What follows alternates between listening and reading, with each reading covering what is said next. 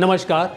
तिरछी नज़र के चैनल में आज हम चर्चा करेंगे रेल की होने वाली दुर्घटनाओं की, जो इतनी तेज़ी के साथ हो रही हैं कि जैसे सिनेमा हॉल में हर हफ्ते फिल्म रिलीज़ हो जाती है और जैसे दर्शक सिनेमा हॉल से निकलने के बाद अपने अपने कामों में लग जाते हैं, इसी तरह जब रेल दुर्घटनाएँ होती हैं तो उसके बाद हमारा देश भी सारा भूल जाता है उनको और अपने अपने कामों में लग जाता है।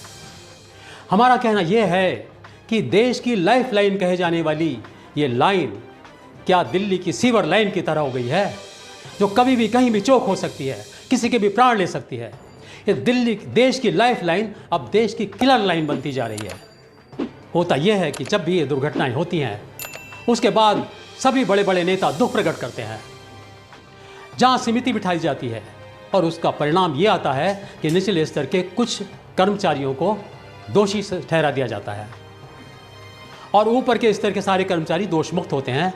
ऐसा लगता है कि यदि उन्होंने तो अपने काम सारे सही किए हैं, लेकिन निचले स्तर वालों ने कुछ गड़बड़ियां की हैं, जिसकी वजह से इतनी बड़ी बड़ी दुर्घटनाएं हुई हैं। लेकिन हमारा मानना तो ये है कि जहां भी कमी होती है वो पूरे मैनेजमेंट की कमी होती है, एक व्यक्ति की कमी को नहीं माना जा सकता ऐसी दुर्घटनाओं के लिए।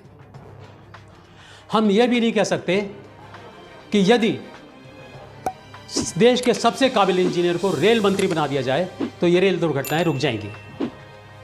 लेकिन हमारा कहना यह है, तिरछी नज़र का आकलन यह है कि होता यह है कि जो देश के रेल मंत्री होते हैं उनका काम वास्तविकता से, मौलिकता से अपने देश के रेलवे लाइन की तरफ ध्यान देने में नहीं होता, रेलवे डिपार्टमेंट की देखभाल पे नहीं होता।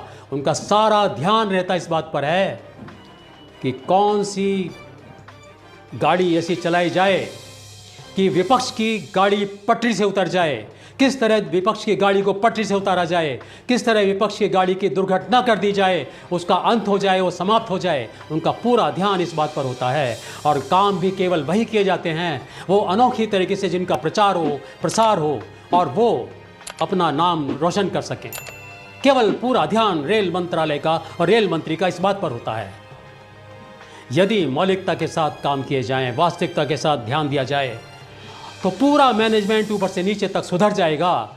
हम एक बात और बता दें, रेलवे का तंत्र इतना मजबूत है, इतना सुरक्षित है कि उसके अंदर ऐसी कमियों की गुंजाइश नहीं है, क्योंकि हर छोटे छोटे टुकड़े पर, हर जगह पर चेक लिस्ट बनी होती है, उसके अनुसार ही काम किया जाना होता है। और अब तो इतना इलेक्ट्रिफाइड हो गए हैं, इलेक्ट्रॉनिक्स गैजेट्स आ गए हैं, इतना साधन बढ़ गए हैं, इतनी सुविधाएं बढ़ गई हैं कि हर चीज़ को पग पग पर छोटी से छोटी गलती को दूर किया जा सकता है, ऊपर से पता लगाया जा सकता है। लेकिन हमारे देश में क्या हो रहा है, पटरियाँ उखड़ जाती हैं, एक लाइन पर दो दो लाइन आ जाती हैं, दो दो गाड़ियाँ आ जाती हैं, सिग्नल काम नहीं कर रहे होते हैं।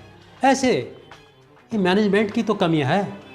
जितना ध्यान हमारा देश का इस बात पर है कि स्टेशनों की बिल्डिंगें कितनी चमकदार बनाई जाएं, 5 स्टार तरीके से बिल्डिंग बनाई जा रही है, बड़ा प्रचार हो रहा है उनका, इतना सुंदर स्टेशन बन गया, ऐसा हो गया, ये हो गया, वो हो गया, बड़े बड़े प्रचार हो रहे हैं इन बातों के। सारा ध्यान इस बात पर केंद्रित है कि आदमी जब स्टेशन पर आए तो चक्काचौंध हो जाए, लेकिन वो अगले स्टेशन पर उतरेगा या नहीं, इसकी जिम्मेदारी किसी की नहीं होती। हमारा कहना फिर यह है कि यदि देश का रेल मंत्री अपना काम सही करेगा तो देश का मैनेजमेंट रेल मंत्रालय का सुधर जाएगा, दुर्घटनाएं नहीं होंगी। हमारा आपसे निवेदन है कि इस पर कमेंट करिए, तिरछी नज़र के साथ आप बने रहिए, अपने विचारों को हमारे साथ अवगत कराइए। नमस्कार।